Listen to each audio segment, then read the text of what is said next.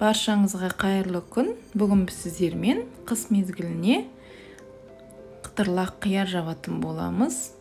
Дәмі өте керемет болып шығады, атылмайды. Дәл мен видеодағымда жасап көрсеңіздер болады. Видеоны соңына дейін қараңыздар. Алдымен қиярымызды жақсылап жуып аламыз суық суға. Суық суға жақсылап жуып алғаннан кейін үстіне суық су құйып 1 сағатқа қалдырып қоямыз.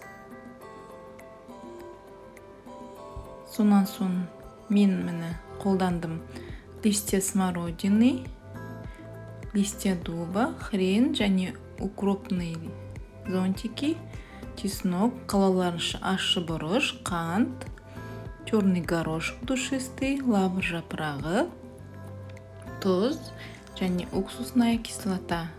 Сақтық үшін аспирин қолдансаңыздар болады. Алдымен зонтигімізді осылай салып, листья смородины саламыз, листья дубы салдық. Хреніміз ұзын болғандықтан жапырағы бірнеше бөліктерге бөліп, бір бөлігін салатын боламыз. Сонан соң 3-4 чеснок. Осы ащы бұрышты қоссаңыздар да болады. Мен кішкене бір бөлігін ғана салдым. 2 дана лавр жапырағы, 3-4 горошек. Енді банкамызды қиярға толтыратын боламыз. Алдын ала банкамызды стерилизовать етуге ұмытпаңыздар. Алдымен содаға жақсылап жуып аламыз. Сонан соң духовкада, мантоваркада, кастрюляда крышкасымен бірге стерилизовать етсеңіздер болады. Алдын ала біз дайындап алдық банкамызды. Сонан соң осылай қиярды нығыздап банкамызды толтыратын боламыз. Алдымен осылай зонтикті салып, жапырақтарды саламыз. Жапырақтар сіздерде болмаса, тек укропный зонтики мен лавр жапырағын қоссаңыздар болады. Тоже жақсы керемет болып шығады.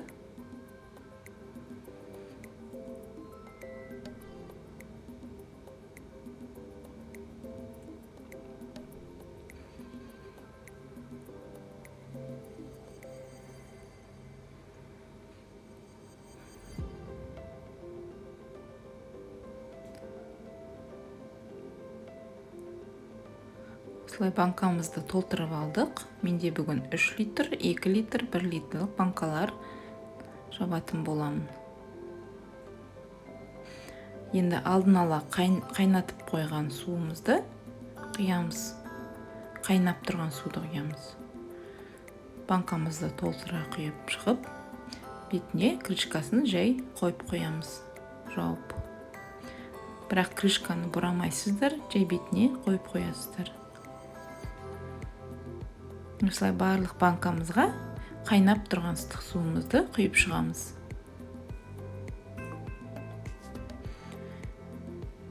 Осылай 2 қайтарамен төгетін боламыз суды.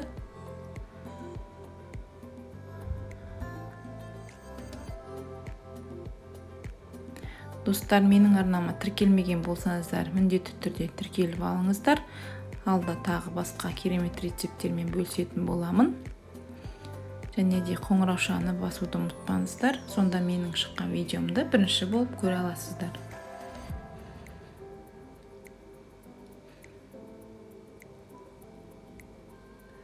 Осылай барлық банкамызға құйып алдық. Енді бетін жауып, жарты сағатқа қойып қоямыз. Жарты сағат өткеннен кейін осылай ұстағанда қолымыз күймеу керек. Енді рассолын біз құйып төгіп тастаймыз. Ол бізге керек емес. Яғни рассолы бізге қажет болмайды. Біз басқа таза су құятын боламыз.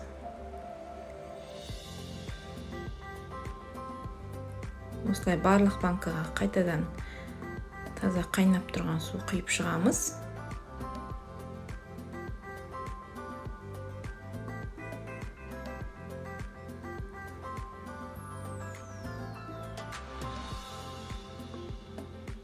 барлығына қайнаған су құйып шығамыз да, крышкаларымен, беттерін қақпақтармен жауып шығамыз.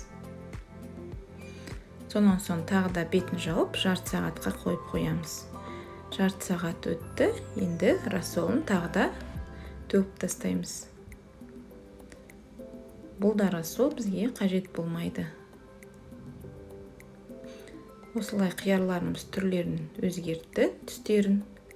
Енді тұз салатын боламыз. 2 литрлік банкаға 2 ас қасық тұз, 1 литрлік банкаға 1 ас қасық тұз, 3 литрлік банкаға 3 ас қасық тұз салатын боламыз.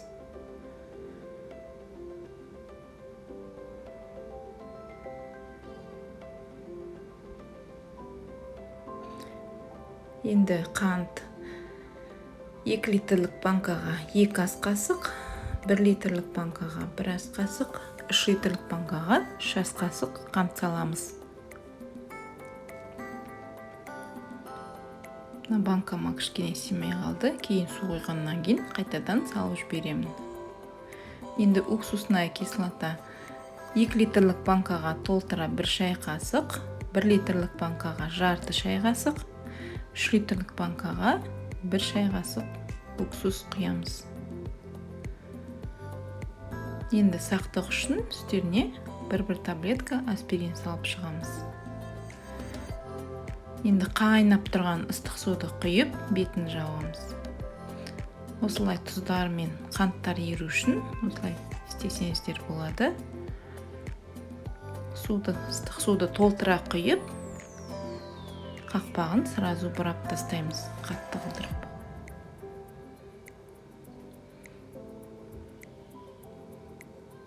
Барлық банканы осылай толтыра су құйып, крышкасын жауып сразу бұрап тастаймыз. Суымыз өшірмейміз, қайнап тұру керек су.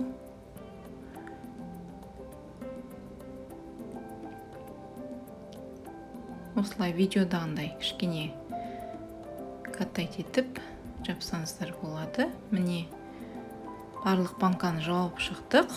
Енді бетін жауып, жылы одеялмен түнге қалдыратын боламыз.